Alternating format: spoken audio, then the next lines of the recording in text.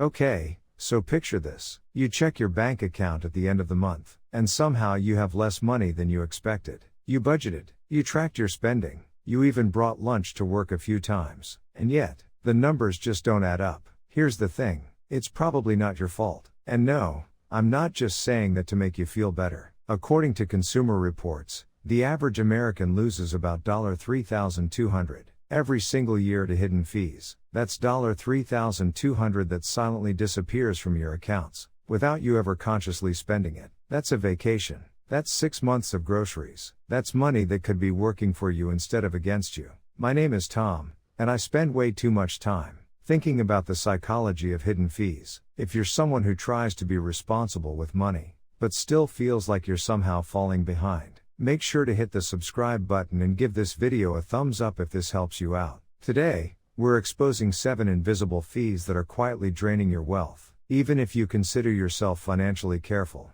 and I'm going to show you how to stop each one. Now, you might be thinking, Tom, I'm not dumb. I read my statements. I know what I'm paying for. Look, I thought the same thing. But here's what most people don't realize. These fees are literally designed to be invisible. Companies spend millions of dollars on behavioral psychologists to figure out how to charge you money without triggering that little alarm in your brain that says, hey, wait a minute, let's get into it. Number 1, and this is the big one, your 401k fees. This one genuinely frustrates me, because it affects people who are actually doing the right thing. You're saving for retirement, you're being responsible, and the system is still finding ways to take your money. Here's a stat that should make you angry. 41% of Americans don't even know they're paying fees on their 401k. They think it's free. It's not free. Nothing is ever free. The Pew Charitable Trusts found that a 1% annual fee difference can reduce your retirement account balance by 30% over 40 years. Let me put that in real dollars. A median income family can lose $155,000 in retirement savings just to fees. That's not a typo. $155,000. This is where it gets really interesting. Let's say you invest $500 a month for 35 years with an 8% return. With a 0.2% expense ratio, you'd end up with about $1.1 million. With a 1.2% expense ratio, which is still considered normal by many plans, you'd have around $870,000.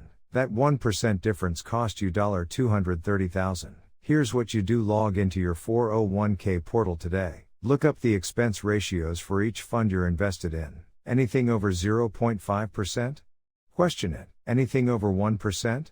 You're probably getting robbed. The average 401k participant should be paying around 0.49% total. Number 2, the subscriptions you forgot existed. CNET's 2025 survey found that the average American spends $1,080 per year on subscriptions, and nearly $200 of that is on subscriptions they don't even use. That's $200 a year just gone for services you forgot you signed up for. And here's the psychological trick companies know you'll forget. A study from the National Bureau of Economic Research found that 90% of consumers underestimate their monthly subscription costs, and 42% have completely forgotten about at least one active subscription. Why does this happen?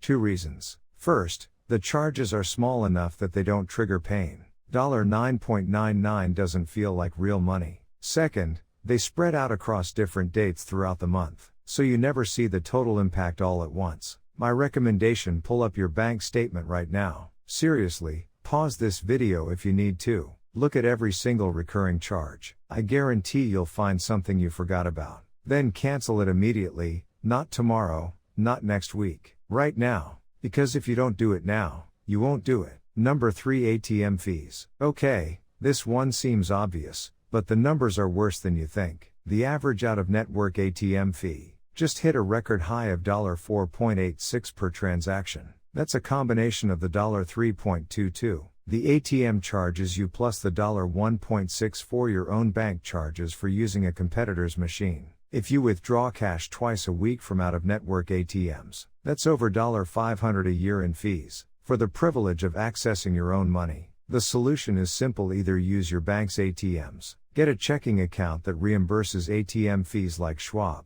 or some credit unions offer, or just plan ahead and get cash when you're near your own bank. It's not complicated. It just requires a tiny bit of intentionally Number 4, foreign transaction fees. Now, you might be thinking this doesn't apply to you, because you don't travel internationally that often. But here's the thing.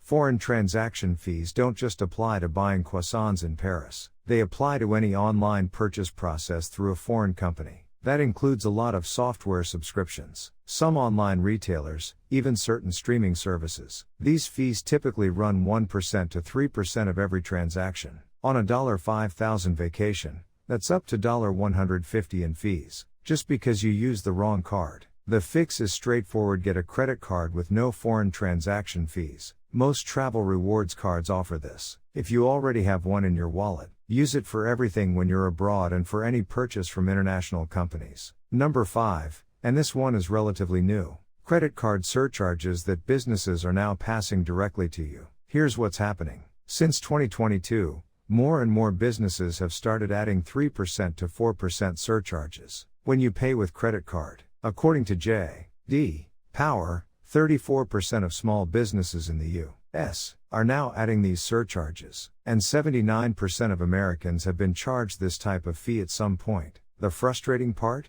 You only find out about it after you've already decided to buy something. It's announced at checkout, when you're psychologically committed to the purchase. What can you do?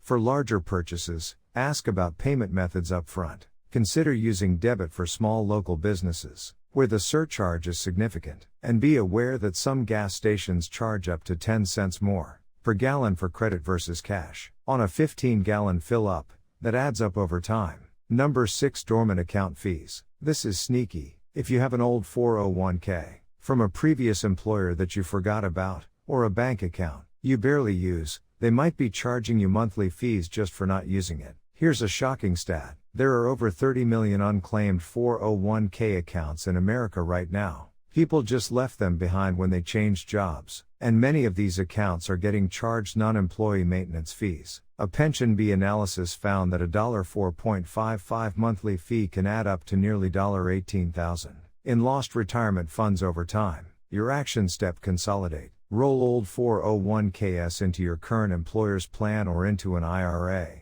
Close bank accounts you're not using. Stop paying fees for the privilege of being forgotten. Number 7, mutual fund expense ratios that are way higher than they need to be. I touched on this with 401k fees, but it deserves its own mention because it applies to all your investment accounts. The average expense ratio for equity mutual funds in 401k plans is 0.26%, but some actively managed funds charge 1%, 1.5%, even 2%. Here's the math that should change your behavior if you invest $10,000 in a fund with a 0.1% expense ratio versus one with a 1.5% expense ratio. After 30 years, assuming 7% returns, the difference is over $25,000. From a single $10,000 investment, the research is clear: the vast majority of actively managed funds don't beat their benchmark indices over the long term, so you're paying more for worse performance. The solution?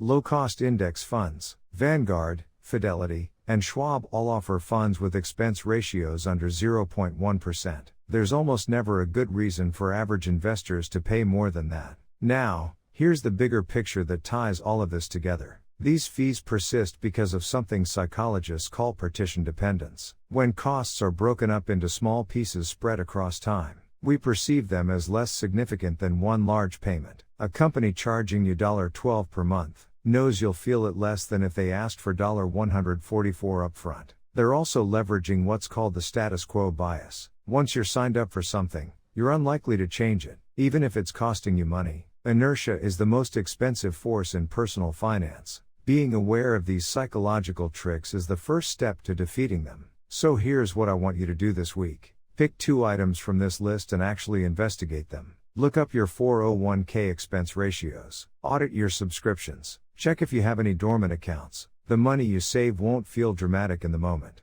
but over years and decades, it could literally be the difference between retiring at 62 versus 67, between financial stress and financial freedom. If this video helped you see money differently, make sure to subscribe and hit the notification bell so you don't miss the next one. I post new videos every week on the psychology and mathematics of building wealth. Thanks for watching. I'll see you in the next one.